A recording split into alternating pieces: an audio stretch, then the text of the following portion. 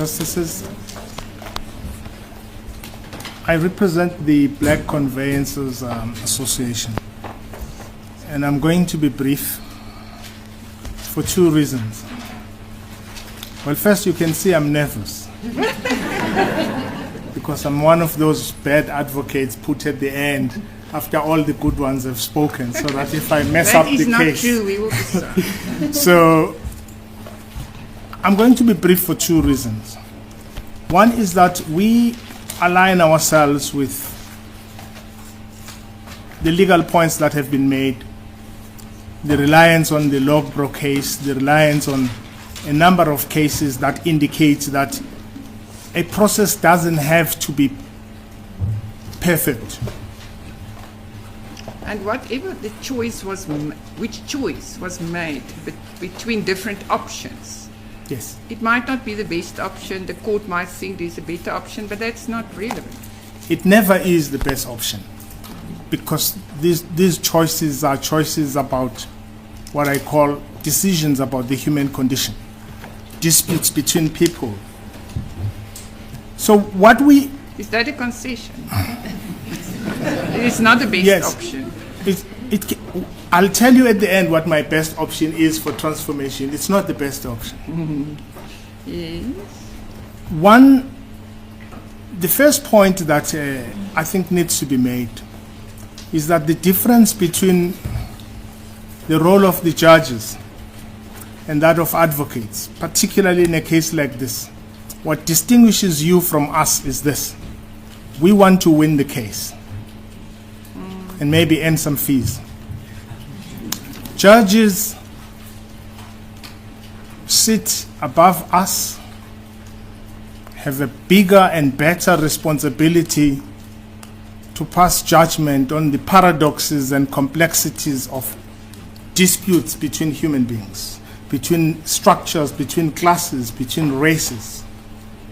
And it is for that point that I said I want to be brief, because I take Lady Presiding's wise counsel yesterday that we don't have to repeat what has been said. Two, I will be brief because South Africans have a dubious relationship with truth.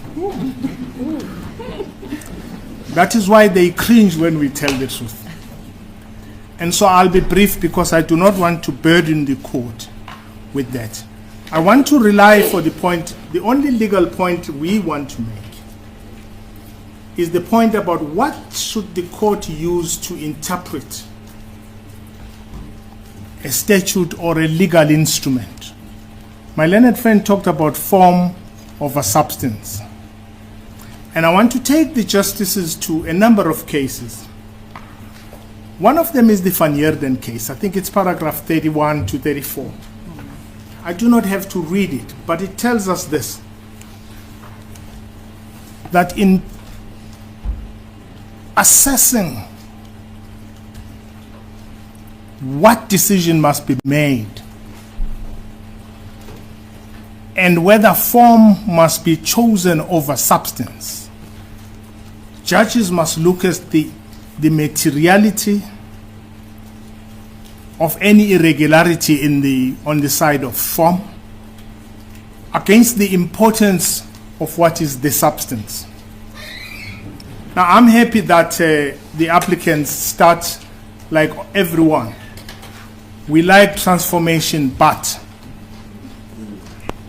people always say, I'm not a racist, but, or I'm not a sexist, but. Usually what comes after but negates the first sentence. And Van Heerden tells us that we have to then, as judges, look at what form, what is the context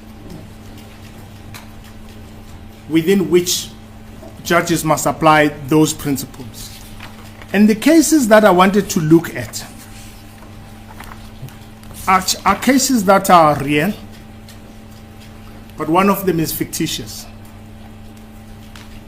Because it's an old 1949 warning by a philosopher to judges deciding on matters of form and substance. And I'm going to add to that an Indian Supreme Court case that I think should be read the world over by judges who believe that their role is not to be legal positivists looking at the mechanics of law, but arbiters of disputes in society, and usually societies that include classes and races that have been subjugated for centuries. And that is the role you have today. And that, by the way, I want to preface this quote from this judge by this: marginalization and exclusion, which are the subject of this case, lead to social death and mental disintegration, the same way physical starvation leads to death. And if you do not realize that the people are full in this court mostly are black, they are here because this case is an existential case for them. It's not a case about mechanics. For many it is, but for them it is not. It's a case about existence and living in dignity. For someone who's white, who's been privileged, it's a case about mechanics sometimes. It's like a man dealing with problems of women. Men usually deal with the issues of sexism with some casualty because they are not the ones who bear the brunt. And so this case that I'm going to quote is a statement made, and it quotes 4 judges. It's a fictitious case, so no one should accuse me that I quoted a case that doesn't exist. It does not exist.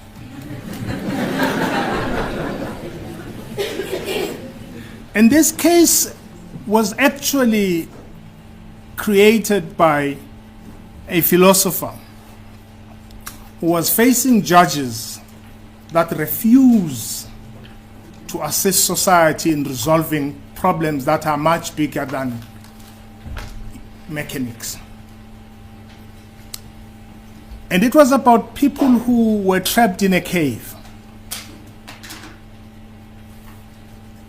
And these people trapped in a cave could not come out.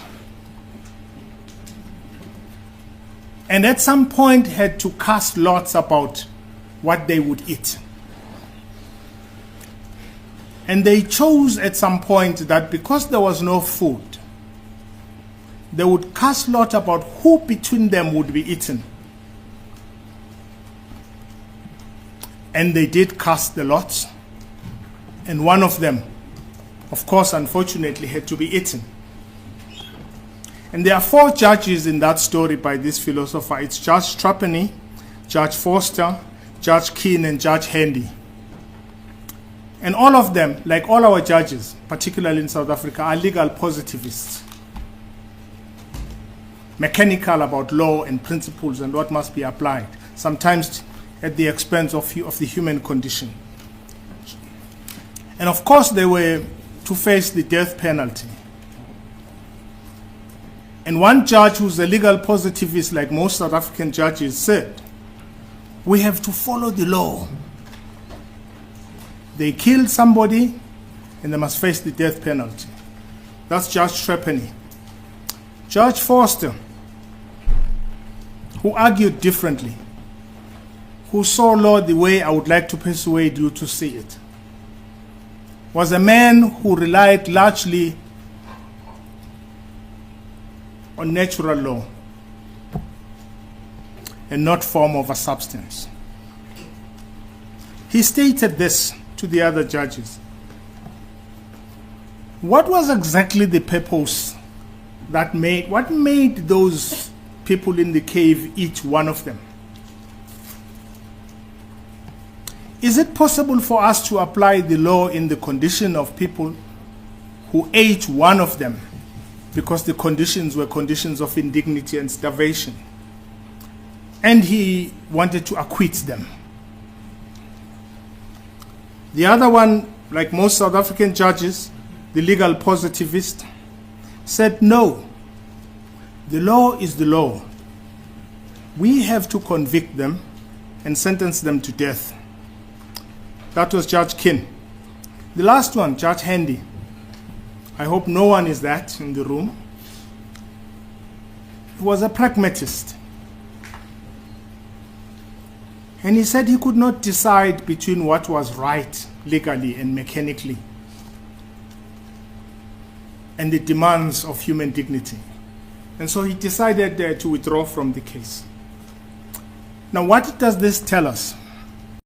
It tells us that the purposive interpretation of statutes and legal instruments demands that judges must rise above the mechanics and measure the form, no matter how incorrect, against the problem in society that they must resolve.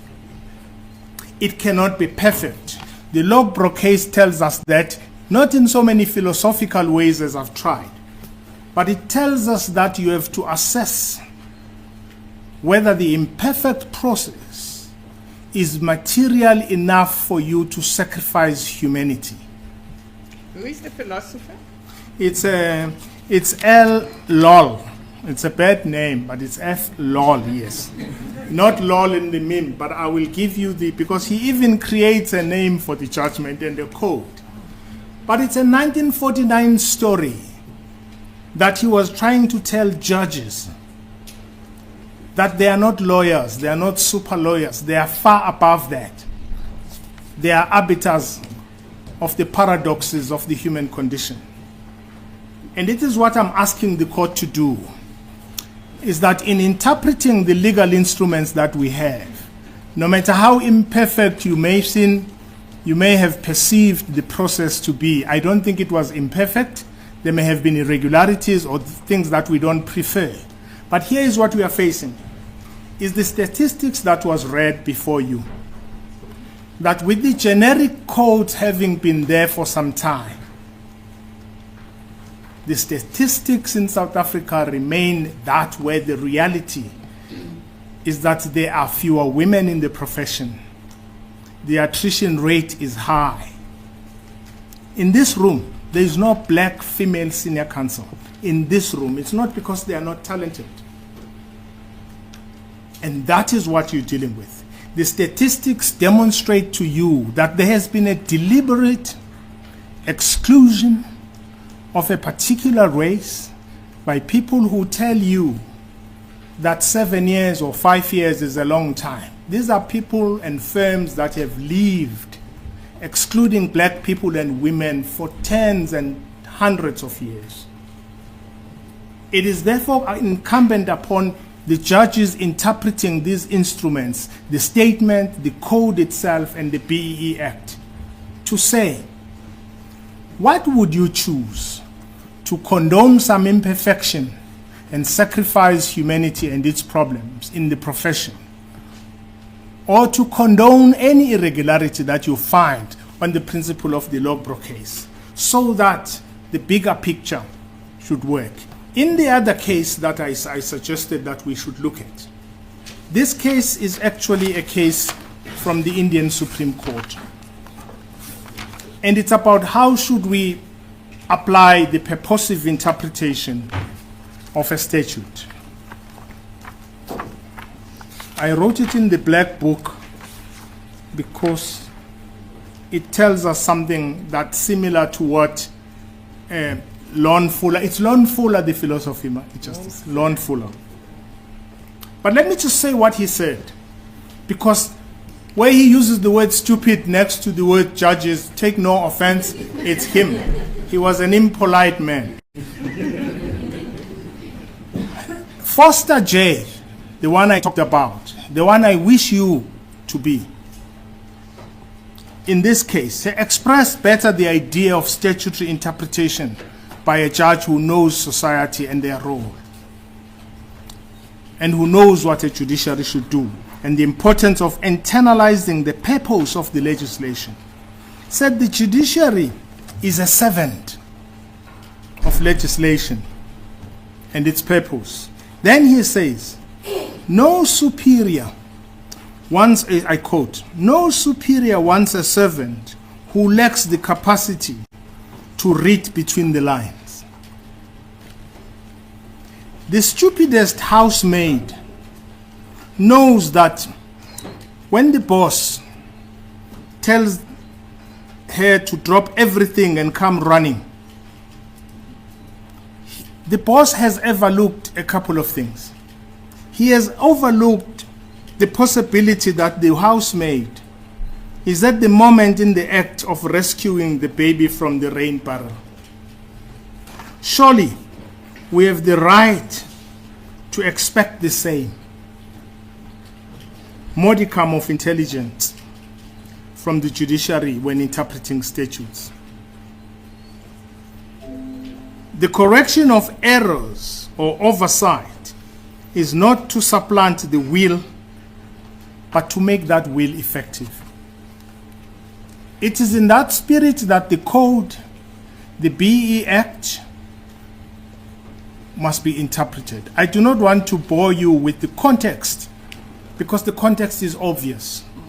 The context is obvious because one has to look at the other case I thought we should look at without reading it, is that the Van Heerden case is important in this context because it tells us what to judge against form. Well, the applicants come to court to complain, maybe legitimately, but a couple of things that were not done, some suggestions that the minister either can't read or didn't read. The fact of the matter is this, is that the statistics that the code is dealing with demonstrate a reality that all of us cringe when it's spoken or do not want to talk about. We cringe because, as I said, we have a dubious relationship with uncomfortable truths as South Africans. But the truth faces us in the eye, in the face. It stares us in the face. That these firms want to double dip. Double dip because why? They are called the Big Five. Okay, Cliff Decker is not here, and I think good for them. Because I think they can see the hypocrisy.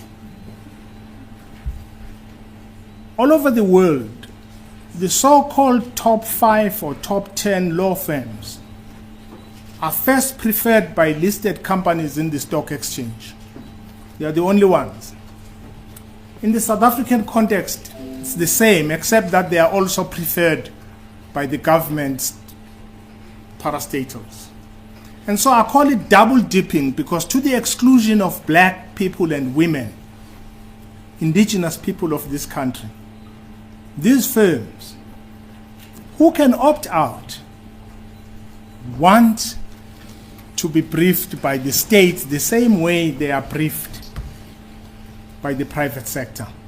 And black people, black professionals, have no stake in both, including the black government. Because the reason this code is put here, which is not radical enough to say, I'm not accusing government. All I'm saying is that the reason government has codes like this, including BEE, it's because it actually wants to brief this minority of white firms. And it tells them, please have a sprinkle of black people with you so that we can brief you. Because the government itself, as black as it is, suffers from what I call epistemic dependency on whiteness, in that it cannot brief its own people. And it has to be forced by people who don't want to change. And what does it do? Black lawyers, like their parents and their grandparents, have to remain beggars even when there is a government that could easily take the billions and give it to them, because their state has a dubious relationship with white power. We shouldn't be here if the government, if the DTIC was committed to empowering the people that are in this room who are black. And by the way, someone even said, and this is the reality of this case, that it's good that we're all black here. Well, it's not good. It's not good because sometimes when white power wants to conceal its purpose, it hires us. Right? Someone said in a few months' time, it's good that we are all here. My lady, I want you to look at a commercial or competition case about mergers and acquisitions in a few weeks' time. And you will see what the white firms that are here will do. There will be white males sitting in the rooms, the ones they do not need when they want to project the image of transformation. This demonstrates the hypocrisy that our judges must see through if they are not legal positivists, if they can distinguish between substance and form. And substance in this matter, substance is whether you believe that the black condition which has existed for the past 500 years is something to stop. That is what a judge does. A judge is not a super lawyer. A judge sits above us because they can compare the paradoxes that exist in society. We are not that big. We are selfish. Because we're human beings, we're not judges. And so in this case, we ask that the judges must choose between one or two irregularities that may have happened in the process and what I think is an existential question for a number of people who may leave the profession soon. I kid you not. The white firms are being briefed. We are here because as black people we are in no man's land. The white world, which has money, doesn't want us. It has a dubious relationship with our leaders who don't want us. They brief them and create some code for them to accommodate. It's like someone who steals your car and says, well, you know what, I will actually give you a lift over time. That is the South African condition for a black professional, a black person. And that is the context that I think in the purposive interpretation of these codes, you must do what the Indian Supreme Court judges have done because they've been brave enough to understand that being a judge is descending to the very decisions, philosophical outlook of society that produce discrimination, that produce feelings of inferiority. So form will perpetuate. Form? Form will perpetuate. Form can perpetuate the condition. But you are called judges because you're better than us. You are called judges because you do not have to entertain the idiosyncrasies of human beings. You have to rise above those idiosyncrasies and choices that these firms just want to make money. Maybe some of us just want to make money. But your job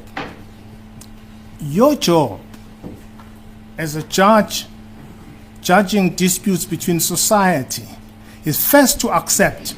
None of you can deny that black people have had a tough time.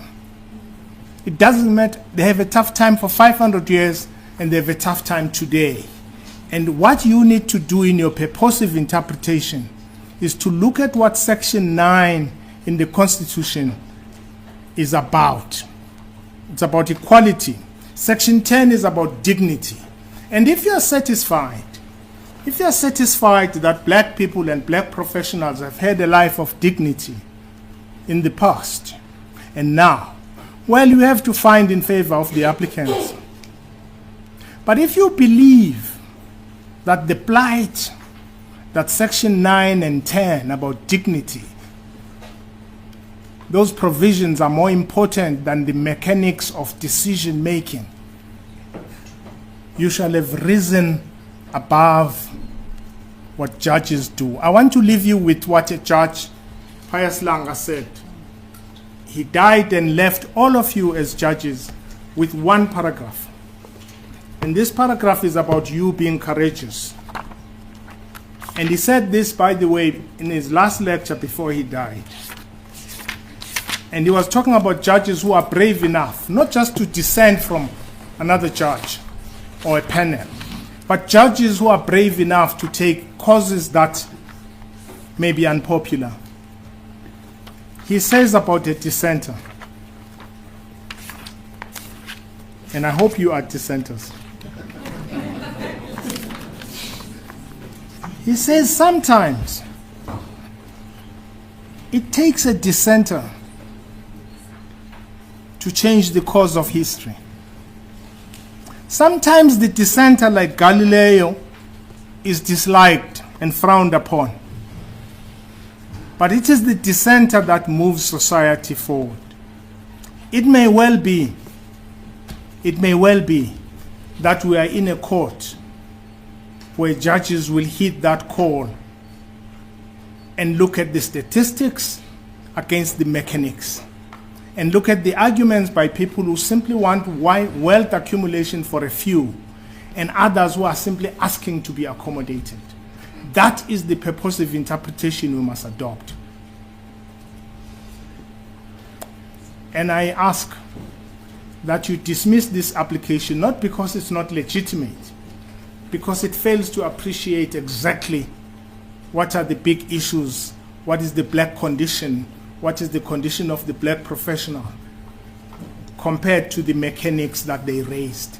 And this court, which I think this case is the most important we've had in a long time, it may look small, is that you are asked here to take decisions either in favor of people who have never known dignity, or in favor of people who want wealth accumulation only for themselves. And the reason there are disputes like this in life about human rights and freedom of trade, the reason we are in court every day about rights, justice, presiding, is one reason.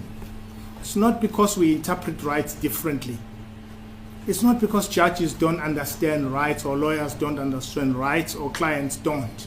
The reason there are disputes about human rights, it's because we've not resolved the dispute about who's human.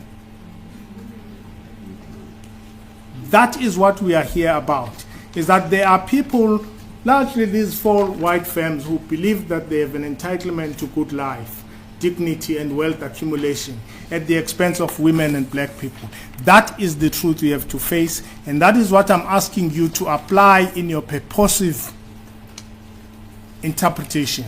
There are corpses, living corpses, who have come out from these firms, even amongst you judges, who've had a tough life with these firms that are white, whose culture is white, that do not see human beings who are black as people with feelings, that have ambitions to live a life of dignity. That's what this case is about. Thank you, Mrs. Sikhakhane. Mrs. Sikhakhane. Mrs. Sikhakhane, may I have that little black book? It does contain a list of people who aspire.